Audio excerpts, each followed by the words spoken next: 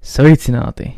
Iepriekšējos raidījumos devu to baltu cilšu aprakstu, kuras dzīvoja mūsdienu Latvijas teritorijā, nedaudz pieskaroties arī Lietuvas teritorijai. Taču, kā zināms, senākos laikos balti dzīvojuši arī tālāk uz austrumiem no tagadējās Latvijas robežas. Mūsdienu vēsturnieki mēdz tos saukt par Dņepras baltiem. Ziņas par tiem ir ļoti maz. Tās lielākoties nāk no vietvārdu nosaukumiem un aizgūmiem to tautu valodās, kas mūsdienās apdzīvo šīs teritorijas. Tad nu paskatīsimies, ko mēs zinām par šiem Dņepras jeb austrumu baltiem, un pats galvenais, kā mēs to zinām. Vienīgās iespējamās rakstiskās ziņas par Dņepras baltiem nāk no austrumu slāvu kronikām, kurās tiem dots vārds Goļeds, kas iespējams oriģinālā varēja būt kaut kas līdzīgs nosaukumam Galindi, līdzīgi kā tas sastopams pie vienas baltu tautas, kas atradās pie prūšiem. Tādēļ šajā gadījumā dēvēsim viņus par austrumu galindiem. Uz to norāda arī tas, ka iespējams oriģinālajā austrumu slāvu rakstībā burts vārdā Goļets, ko tagad redzat ekrānā, oriģināli izrunājās nevis kā jā, bet kā em. Tādā gadījumā vārds Goļets paliek par Goļend. Šīs rakstiskās ziņas par Dņepras baltiem atrodamas Hipatija kronikā un Laurentija kronikā. Pirmās ziņas ir par 1058. gadu, kurā stāsta, ka Kīivas lielkņaz Izjaslavs Jaroslavičs esot sakāvis un pakļāvis Goļadus. Tas netieši norāda, ka pat diezgan ilgi pēc Kīivas Rusas nodibināšanās šie Goļadi tomēr spējuši saglabāt neatkarību, kas it kā beigusies ar 1058. gadu.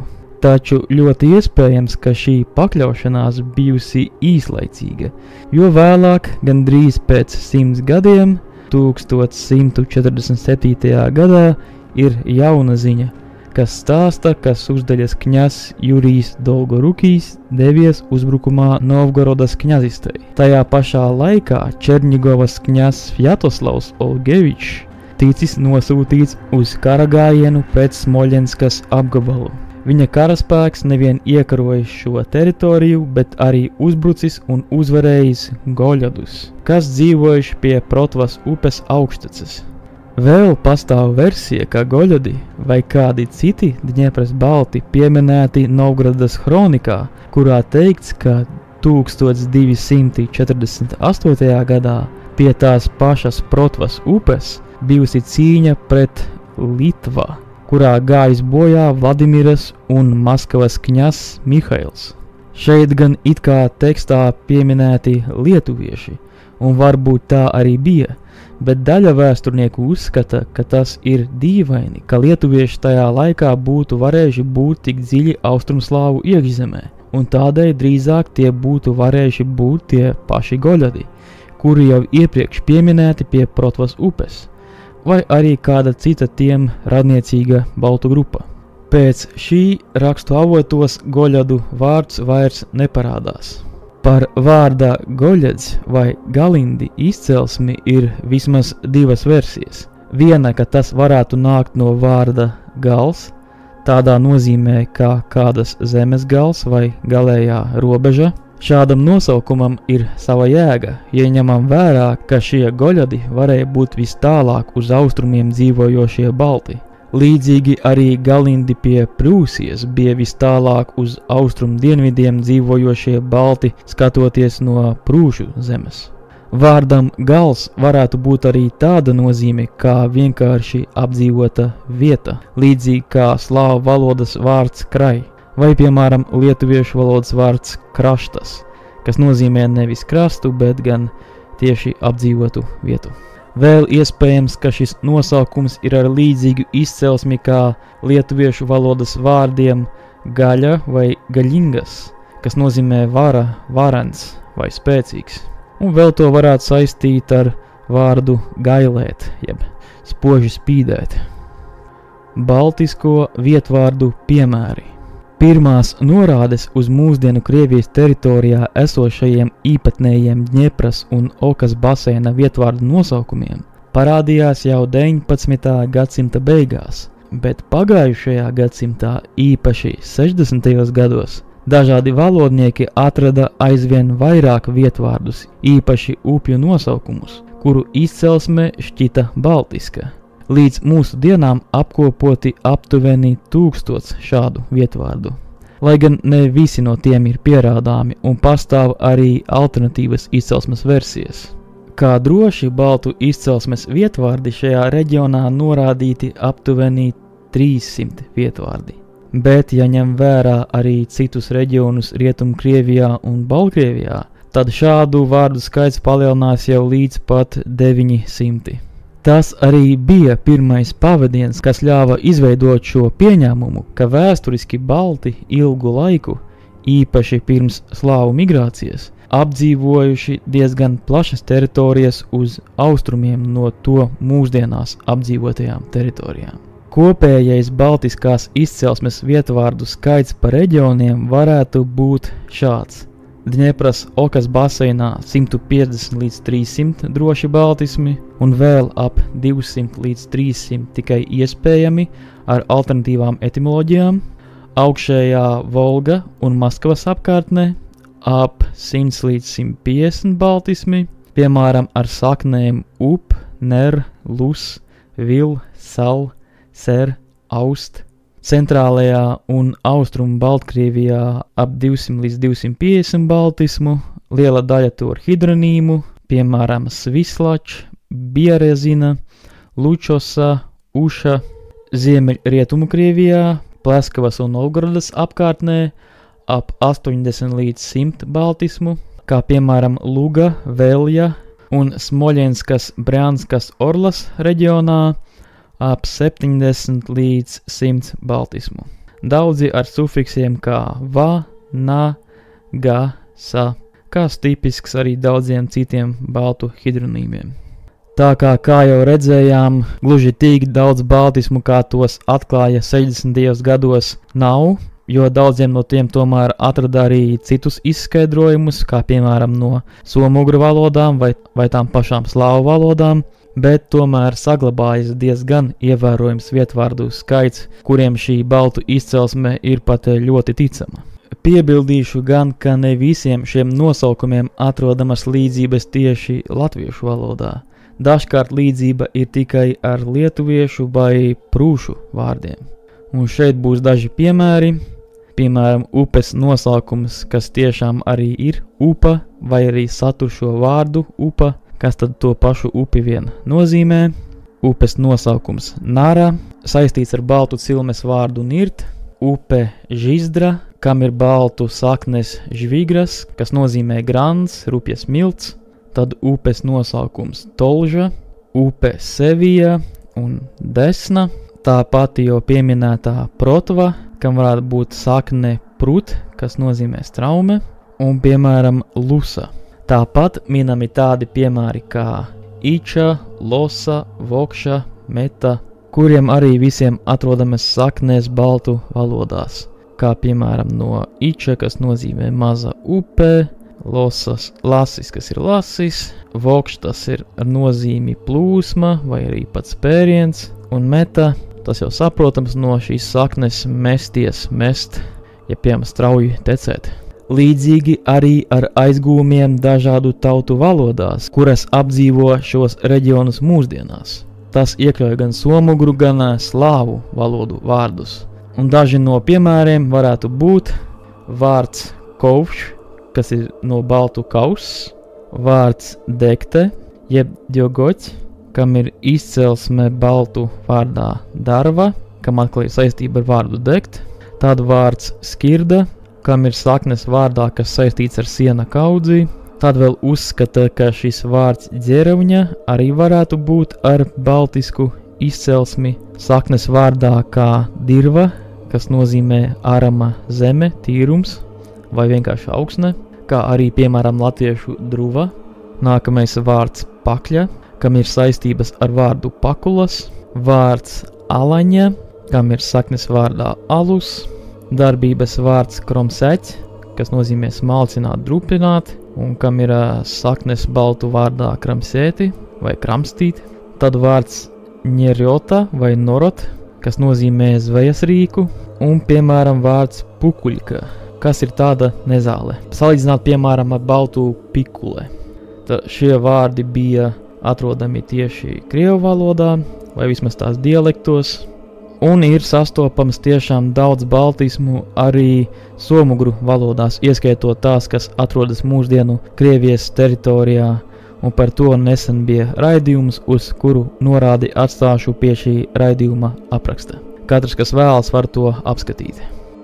Kopumā šīs valodas pēdas citu valodu aizgūmos un Dņepras baltu areāla vietvārdos nav gana, lai noteiktu, cik šī valoda varēja būt līdzīga latviešu vai lietuviešu valodām, kas tām bija ģeogrāfiski tuvāk. Tomēr daži valodnieki ir centušies rekonstruēt dažus no šiem vārdiem vai vismaz skaņas, kādu šī valoda varēja saturēt. Tas gan viss tomēr ir tikai tādā kā spekulācijas līmenī, jau nav iespējams to pierādīt. Tas, ka vienīgais zināmais nosaukums goļadi vai goļendi ir līdzīgs pie Prūsijas dzīvojošo galindu nosaukumam, ļauj pieļaut arī iespēju, ka šie balti runāja rietumu baltu valodā, kas līdzīgāka prūšu valodai, bet tikpat labi tie varēja veidot arī paši savu atsevišķu atzaru baltu valodu grupā. Leģenda par Goļads Maskavas apgabalā. Interesanti, ka līdz pat 20. gadsimtam Krievijas Kalugas apgabalā, kurš atrodas nedaudz uz rietumiem no Maskavas, saglabājušās leģendas par personāžiem ar vārdu Goļada vai Goļadi. Pēc dažiem stāstiem tie bijuši kalnos mītoši laupītāji, bet pēc citiem tie ir bijuši milži, kas tālu metuši ar saviem cirviem. Viens no šiem kalniem, kurā mitis Goļada, atrodams šī Kalugas apgabala Čertovas ciemā. Iespējams, ka šie stāsti varētu būt cēlušies no kādiem senākiem nostāstiem par Goļadu cilti, kas izzuda jau daudz senāk. Pastāv gan arī versija, ka vārds Goļada varētu būt saistāms ar Bībeles tēlu Goliātu, šī vārda pārveidotā formā. Mūsdienās šī paša reģiona cilvēki vārdu Goļada lietojot priekš klaidoņu apzīmēšanas, vai vismaz dažkārt lietojot. Kā arī mūsdienās šajos reģionos joprojām sastopami arī citi vietvārdi ar šo sakni. Piemēram, upes Goļedziņa, Goļedzianka vai Goļets, un kalns ar nosaukumu Goļeģina, un ciemi kā Goļaže, Vsiegoļaže vai Goļadi. Papildus tam daži valodnieki domā, ka Maskavas apgabalu krievu paradums lietot A vietās, kur citu Krievijas reģionu iedzīvotāji lieto O, jeb tā saucamā akaņie, varētu būt kā senas ietekmes pēdas no Dņepras baltiem. Ir gan arī citas versijas par šīs valodas īpatnības rašanos. Arheoloģiskās liecības. Pastāv vairākas arheoloģiskās kultūras, kuras asociē ar Dņepras baltiem. Piemēram, švīkātās keramikas kultūra, Dņepras Daugavas kultūra, Tušemļas Bancerovas kultūra, Počepos kultūra un Mošķinas kultūra. Runājot par rakstu avotos pieminētajiem Goļadiem, jeb austrumu galindiem, tos bieži saista ar Mošķinas kultūru, kura vislabāk izsekojama 4. līdz 7. mūsu ēras gadsimtā, mūsdienu Krievijas centrālajā daļā, galvenokārt augšējās Okas un augšējās Dņepras baseinos. Mošķinas kultūras pārstāvji dzīvoja gan atklātās apmetnēs, gan nelielos nostiprinātos pilskalnos, kas bija nocietināti ar vaļņiem un vai grāvjiem. Šādi pilskalni kalpoja kā pastāvīgi apdzīvoti centri, kuros atradās amatniecības darbnīcas un noliktavas. Savukārt atklātās apmetnes bieži vien izvietojās to tūmā. Tipiska apmetne sastāvēja no 2 galveno tipu koka dzīvojamajām ēkām. Pirmais lielākām virszemes guļbūvēm ar stabveida konstrukciju un klātu jumtu, un otrais daļēji zemē ieraktām puszemnīcām, 0,3 līdz 1 metram iedziļinātām zemē, ar taisnstūra, kvadrāta vai apaļu plānu un pavardu centrā. Saimnieciskā dzīve balstījās uz zemkopību un lopkopību, ko papildināja amatniecība un attīstīta metālapstrāde. Īpaši raksturīga bija juvelieru izstrādājumu ražošana, tostarp krāsainā emālijā veidoti piekariņi un rotas, no kuriem biežāk sastopamās bija mēnesi formas kaklarotas, kā arī ģeometrisku formu rotājumi. Slāvu ienākšana 6. gadsimtā. Pakāpeniska slāvu ienākšana Dņepras baltu zemēs sākās ar 6. gadsimtu mūsu ērā. Šī izplašanās turpinājās aptuveni 3 gadsimtus, pakāpeniski asimilējot vietējās baltu un somugru tautiņas. Galindi, kuri pieminēti vēl 12. gadsimtā, bija pēdējais Dņepras baltu atzars, kurš vēl kādu laiku pastāvēja, iekļauts jaunajā slāvu populācijā. Pēc visas spriežot, tas notika gan cīņu rezultātā, kā tas minēts vismaz 2 šeit jau pieminētajos kroniku piemēros, gan arī pakāpeniskā asimilācijas ceļā. Arheoloģiskie izrakumi liecina, ka šie Dņepras balti un jaunienācēji slāvi diezgan ilgi dzīvojuši pamīšus viens ar otru. Pēc 6. gadsimta novērojams, ka baltu apmetnēs pamazām sāk parādīties arī slāvu populācijām raksturīgie priekšmeti, līdz beidzot agrākā kultūra pilnībā pārtop jaunajā. Uzskata, ka vismaz daļēji šo austrumu galindu pēcteči varēja saglabāties šajā reģionā aptuveni līdz 16. gadsimtam, līdz tie pilnībā asimilējās un izzuda. Ģenētika.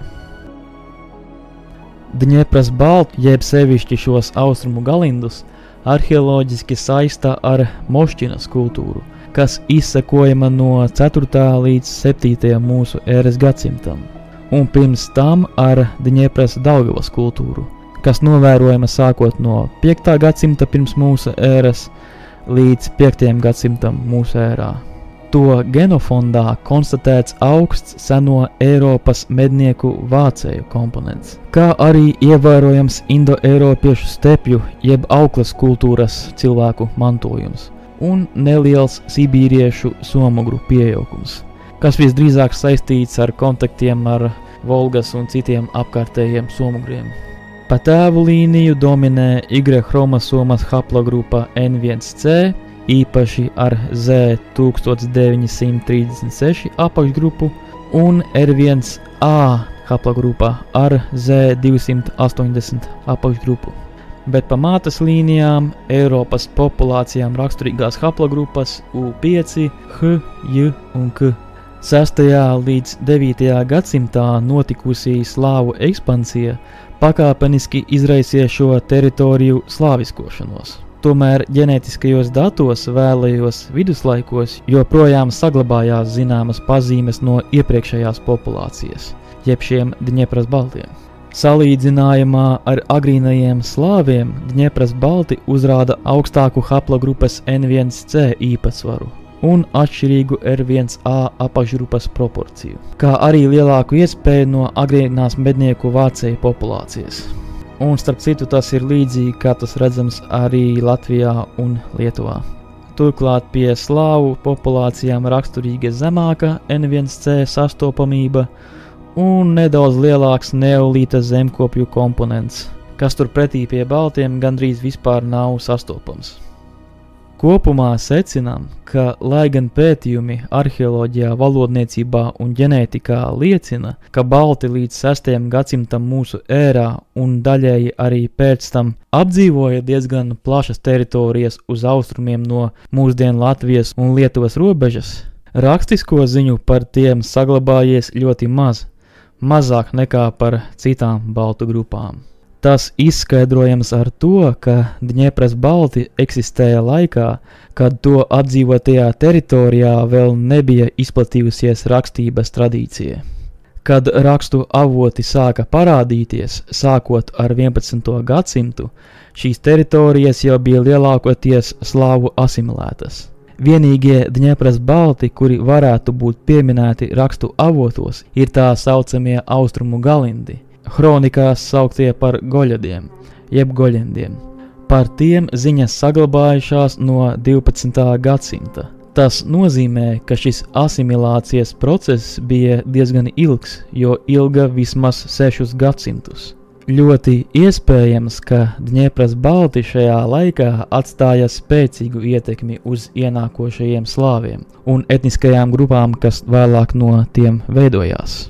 Daži vēsturnieki uzskata, ka kāda daļa no šiem Dņepras baltiem varēja emigrēt uz rietumiem un saplūst ar tuvāk dzīvojošajiem latgaļiem un lietuviešiem. Iespējams, ka šādu Dņepras baltu migrāciju varēja izsaukt arī kādu citu migrējošu etnosu virzība lielās tautu staigāšanas laikā, kas tieši aktīvi notika 6. gadsimtā. Šis jautājums zinātnieku starpā vēl tiek pētīts. Lai gan Dņepras balti jau diezgan sen vairs nepastāv kā etnos, zināmas pēdas no tiem joprojām novērojamas gan mūsdienu Krievijas un Baltkrievijas teritorijā, gan iespējams arī Latvijā un Lietuvā. Tas arī šoreiz būtu viss par Dņepras baltu tēmu. Cerēsim, ka nākotnē zinātniekiem izdosies atklāt vēl ko vairāk par šo īpatnējo baltu atzaru. Lūdzu, atstāj komentāros savu viedokli par Dņepras baltiem vai tieši par austrumu galindiem. Būšu priecīgs atbildēt arī uz radušajiem jautājumiem. Ja patika šis raidījums, uzspied patīk pogu un padalies ar to tālāk. Tas ir labākais veids, kā atbalstīt šo kanālu. Ja interesē tādas tēmas kā mūsu vēsture, valoda un citas sabiedrības aktuālas tēmas, tad iesaku abonēt šo kanālu, kā arī nospiest uz zvana pogu, lai saņemtu atgādinājumus par jaunajiem raidījumiem. Paldies par uzmanību! Līdz nākamajai reizei!